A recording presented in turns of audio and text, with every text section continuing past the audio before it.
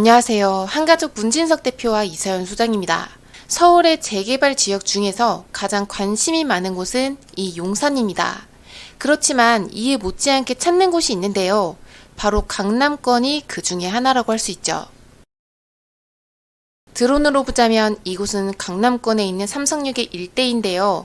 이미 일자리와 교통과 학군과 모든 상권의 인프라가 완벽하고 또 기본 2, 30억대의 아파트 시세를 보이는 곳인 만큼 꽤 많은 분들께서 이 강남 서초 일대에 투자할 만한 노후주택가를 찾고 계십니다.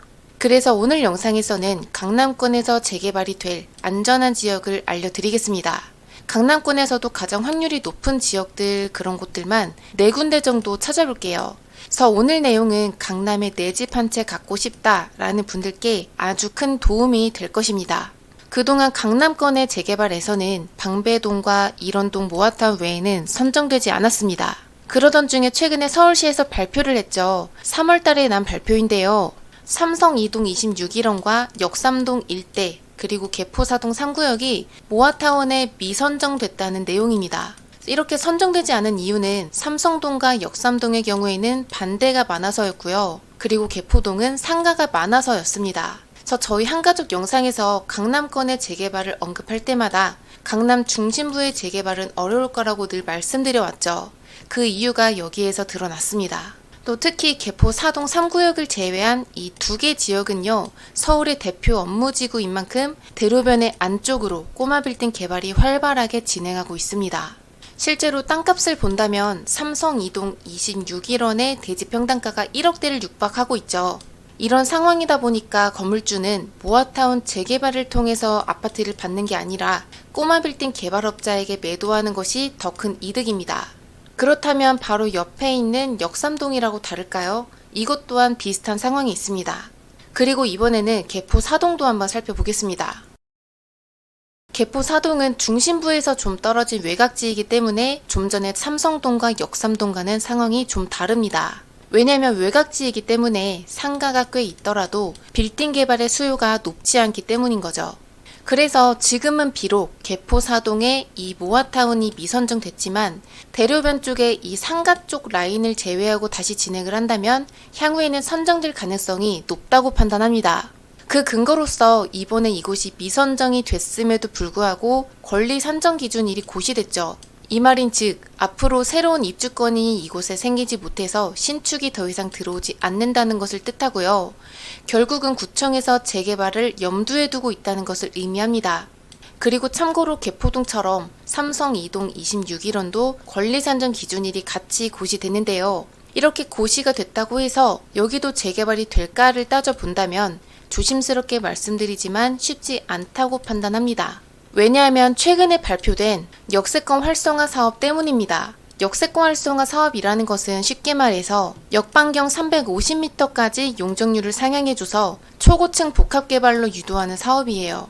그런데 최근에 이 역세권 활성화 사업을 좀 더 완화를 해줘서 이제는 노선 상업까지 가능해집니다. 참고로 이 노선 상업지란 무엇이냐면 한 개의 필지에 상업지역과 주거지역이 혼합된 건데요. 실제로 예를 들어보자면 상업지가 이렇게 띠 모양으로 되어 있는 강남 도산대로와 강남대로를 볼 수 있습니다. 그리고 기존에는 상업과 주거를 가중평균한 용적률로 해서 상업지역이 가진 높은 용적률을 다 쓸 수 없었거든요. 그런데 하지만 이제는 바뀌었습니다. 역세권 활성화를 크게 완화해서 적용할 수 있기 때문에 노선 상업지 전체를 상업지 용적률로 올릴 수 있어요. 그리고 무엇보다 추가적인 용적률 인센티브를 받는다면 최대 1100%까지 개발이 가능해졌습니다. 한번 예를 들어보자면 기존의 용적률 250%를 받았던 3종 일반 주거지역의 땅이 원래 평당 1억이라고 해보겠습니다.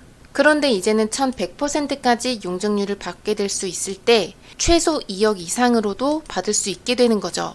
그리고 이러한 변화는 노선 상업지 뿐만이 아니라 그 인근까지도 당연히 상승을 시킵니다. 결론적으로 삼성 2동 1원은 넓은 면적을 요하는 재개발 방식이 아니라 노선 상업지가 중심이 된 소규모 단위로서 개발할 가능성이 높습니다. 그리고 이번에는 모아타운이 선정이 된 곳을 보겠습니다. 그곳은 바로 양재 2동 1구역인데요.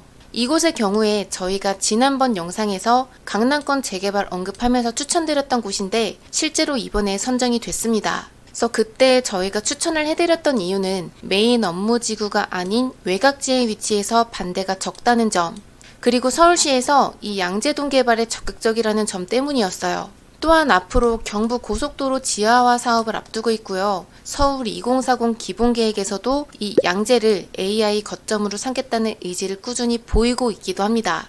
그래서 이러한 내용들을 토대로 해서 앞으로 재개발이 선정이 될 지역들을 본격적으로 알아보겠습니다. 결론부터 말씀을 드리자면 이에 해당하는 곳은 일원동과 양재 2동과 개포 4동과 방배동이죠. 가장 먼저 일원동을 보겠습니다. 서울의 관문 입지에 해당하면서도 수서역의 복합개발이 들어서면서 주변에 있는 녹지의 개발 제한 구역 해제의 수혜까지도 받는 곳입니다. 이 밖에도 개발 계획이 상당히 많이 짜여져 있고요.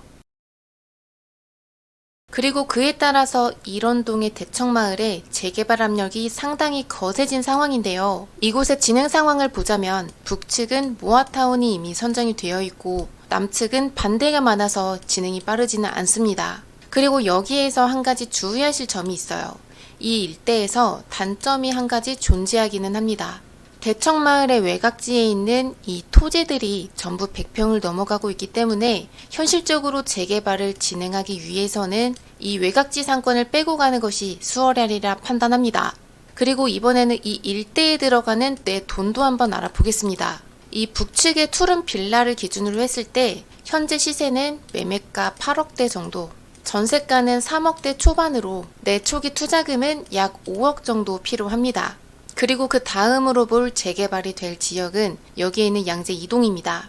양재 2동이 또 나오냐고 하실 수도 있는데 좀 전에는 모아타운이 선정된 양재 2동 1구역이었고요. 지금 볼 곳은 양재 2동 중에서도 아직 선정이 되지 않은 곳입니다.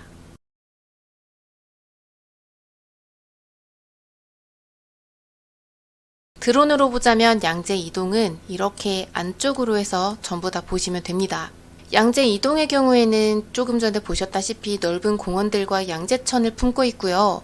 양재IC 업무지구 개발계획까지 인근에 갖고 있기 때문에 이러한 노후된 저층 주거지를 개발할 필요성이 굉장히 강합니다.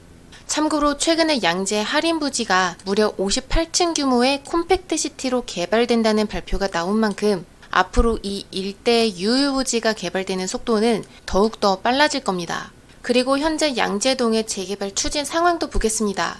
전체 1구역부터 7구역까지 나뉘는데요. 먼저 1구역을 보자면 1구역의 동의율은 70% 정도 진구가 돼서 이미 선정이 된 상황인데 선정이 되고 나서 이전보다 2억에서 3억 정도가 상승했습니다. 그리고 2구역과 6구역의 경우에는 2023년 5월에 공모 신청을 완료했어요. 2구역의 경우에는 동의율이 약 50%로 높아서 1구역의 다음 순서로 선정이 될 거라고 판단되는 곳입니다. 2구역에 들어가는 내 돈도 한번 살펴보겠습니다. 투룸을 기준으로 봤을 때 매매가는 약 6억대 중반 정도에 전세가는 3억대 후반 정도, 그래서 내 필요한 돈은 2억대 후반 정도가 되겠습니다. 그리고 그 다음으로 볼 곳은 바로 옆에 있는 개포동입니다. 양재 2동의 옆에 있는 개포 4동은 현재 1구역부터 4구역까지 나눠서 재개발 추진 중에 있어요.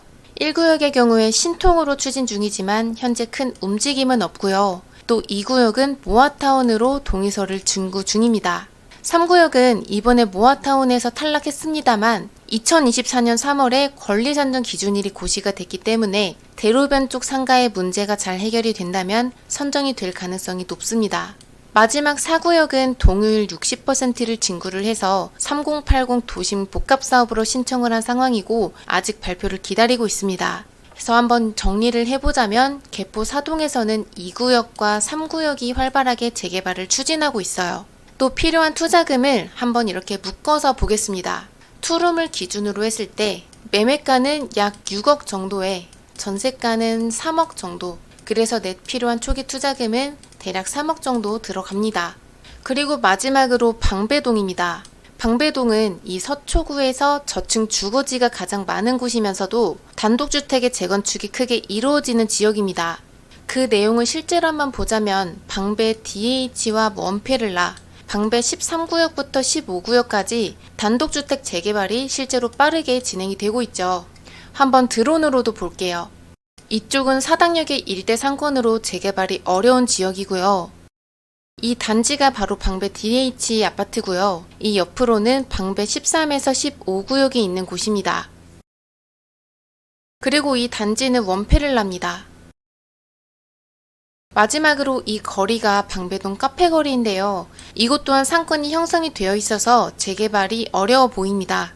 그렇다면 방배동에서 노후도를 보존하고 있으면서도 모아타운의 가능성이 가장 높은 곳은 어딜까요? 찾아보자면 두 군데 있습니다. 첫 번째로는 DH 방배의 바로 우측입니다. 그런데 이 위아래로는 신축이 많아서 어렵고 그 사이에 요 일대가 노후도가 보존이 되어 있습니다. 또 나머지 한 군데로는 방배동 카페골목 쪽인데요. 여기서 왼쪽을 보면 상권이 거의 없는 주거지가 나오는데 이곳 또한 모아타운 노후도가 충분한 지역입니다. 그래서 방배동에서는 이렇게 두 군데 지역이 재개발 예정지로서 가장 유력하다라고 정리합니다. 이곳에 필요한 내돈도 보겠습니다. 3룸을 기준으로 매매가는 약 9억대 후반 정도, 전세는 약 6억대로 내 초기 투자금은 4억 정도 필요합니다.